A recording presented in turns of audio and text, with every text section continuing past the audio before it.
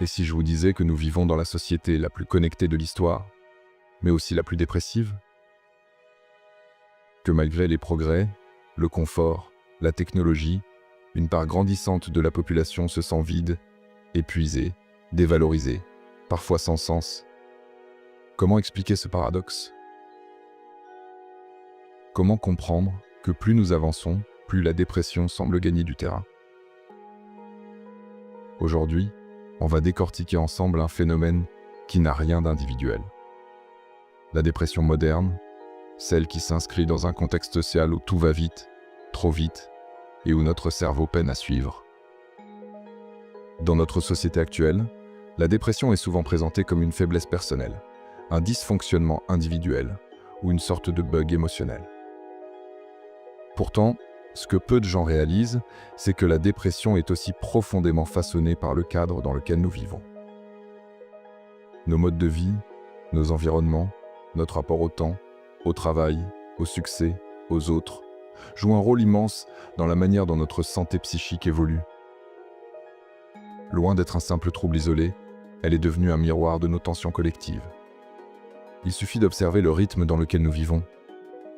Nos journées sont chronométrées, optimisées, compressées. On nous demande d'être productifs au travail, performants en amour, actifs socialement, informés de tout, présents partout. Nous sommes bombardés de sollicitations, de notifications et d'injonctions contradictoires. Prends soin de toi, mais sois performant. Sois authentique, mais sois présentable. Sois toi-même, mais surtout, sois la meilleure version de toi-même. À force, notre esprit est constamment en surcharge. Et le cerveau humain, malgré sa complexité, n'est pas conçu pour absorber une pression permanente. Au fil des années, la dépression est devenue le symptôme silencieux d'un monde qui ne laisse plus assez de place au repos, à la lenteur, encore moins à l'ennui. Autrefois, la vie était rythmée par des cycles naturels. Le jour et la nuit, les saisons, le travail et la pause. Aujourd'hui, tout est linéaire. Les écrans prolongent nos journées, le travail envahit nos nuits, les attentes sociales dépassent nos forces. Et quand le cerveau n'a plus la possibilité de récupérer, il s'épuise. L'épuisement chronique émotionnel, qu'on appelle parfois dépression du vide, est devenu l'un des mots les plus répandus dans les pays modernes. Un autre facteur essentiel, souvent sous-estimé, c'est notre solitude croissante. On dit souvent que nous n'avons jamais été autant connectés, et pourtant jamais aussi seuls. Les liens sociaux se sont fragilisés, avec des familles éclatées, des amitiés superficielles, des relations rapides et une hypermobilité professionnelle. Beaucoup de personnes vivent dans des immeubles où elles ne connaissent même pas le voisin de palier. Autrefois, on appartenait à une communauté, un clan, un groupe. Aujourd'hui, l'individu est roi, mais c'est un roi isolé, souvent anxieux, parfois désemparé. La dépression se nourrit de cette solitude silencieuse qui ne dit pas son nom. Il faut aussi parler de la comparaison sociale, devenue omniprésente. Les réseaux sociaux ont créé un gigantesque miroir déformant qui nous renvoie constamment une image de nous-mêmes en décalage avec celle que nous pensons devoir atteindre. Des vies parfaites, des corps sculptés, des réussites éclatantes, des couples heureux, des voyages sans fin.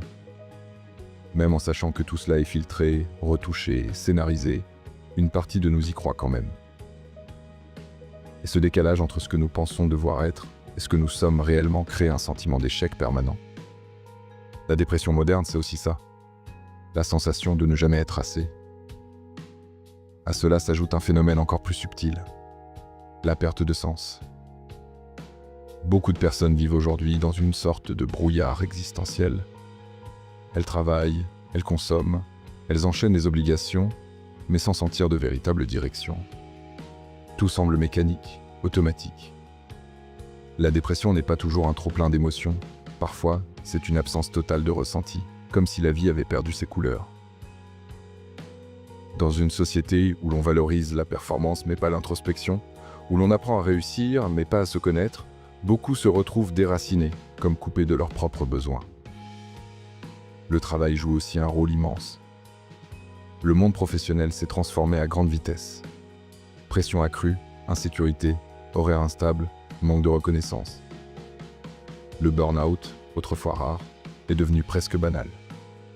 Le travail n'est plus seulement une source de revenus, il est devenu pour beaucoup une identité, une preuve de valeur personnelle. Et lorsqu'il manque de sens, lorsqu'il est toxique, lorsque les exigences dépassent les ressources, la dépression peut s'installer, insidieuse, progressive. Ce n'est pas un hasard si les pays les plus compétitifs sont aussi ceux où la dépression progresse le plus rapidement. Il serait également injuste de négliger la dimension économique.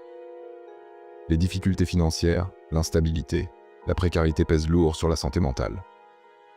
Le stress constant est un terrain fertile pour la souffrance psychique.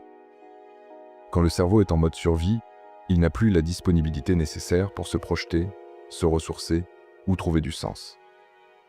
La dépression devient alors le signal que quelque chose, profondément, ne fonctionne plus. Mais il existe un facteur encore plus discret, la perte de tolérance à l'inconfort. La société moderne cherche à éliminer toute forme de malaise, même minime. L'accès constant à la distraction rend la gestion émotionnelle beaucoup plus difficile. Le cerveau moderne est constamment sollicité, ce qui l'empêche d'apprendre à réguler naturellement les émotions négatives.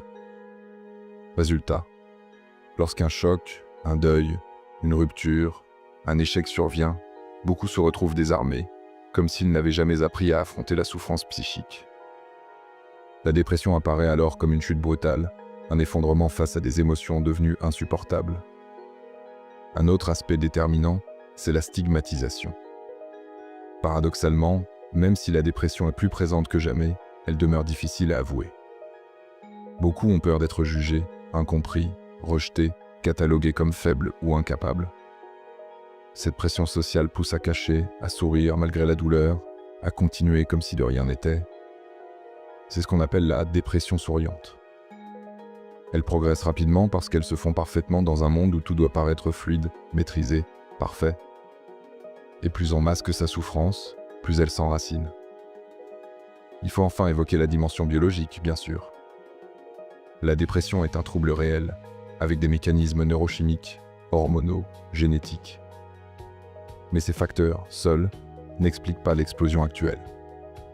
Ce sont les interactions entre notre biologie et notre environnement moderne qui créent un terrain particulièrement favorable. Le stress chronique, par exemple, modifie la structure du cerveau, affecte la mémoire, la motivation, l'humeur. La privation de sommeil perturbe la régulation émotionnelle. L'alimentation rapide, riche en sucre, pauvre en nutriments, influence la neurochimie. En réalité, nos modes de vie modernes n'ont jamais été aussi éloignés des besoins fondamentaux de notre cerveau. Alors pourquoi la dépression devient-elle si fréquente aujourd'hui? Parce qu'elle n'est pas une maladie de l'individu, mais le signal d'un déséquilibre collectif. Elle est le langage par lequel notre psychisme nous dit « quelque chose dans cette manière de vivre ne fonctionne pas pour l'être humain ». La dépression, finalement, n'est pas seulement un trouble à traiter. C'est un message profond sur notre époque. Et peut-être qu'en l'écoutant, non pas seulement individuellement, mais collectivement, nous pourrions transformer notre rapport au travail, au temps, aux autres et à nous-mêmes. Parce qu'en réalité, le véritable antidote à la dépression n'est pas seulement médical ou psychologique, il est aussi sociétal. Et tant que nous ne le comprendrons pas, la dépression continuera à progresser, silencieusement, mais sûrement.